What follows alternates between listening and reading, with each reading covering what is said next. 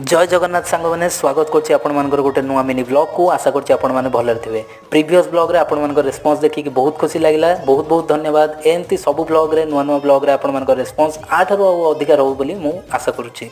तो आज यूजुअल हम जेंती ऑफिस बाहर टाइमिंग रे सेंती हम बाहर सारथिलु। तापर ऑफिस रे पहुंच सला पर नॉर्मल डे टू डे जहां मु टास्क करे सब से सब को मध्ये एग्जीक्यूट करिया को लागिली। फर्स्ट थेरेपी रूम इंस्पेक्शन कली एवं सब ओके हिसला पर निज डेस्क को आसी निजर जहां शेड्यूल सब अपडेट करिया ताको मध्ये कली। तो अप्रैल 2 रे ऑटिज्म डे होबार अच्छी ऑफिस फंक्शन अच्छी से डांस पार्टिसिपेट करछि।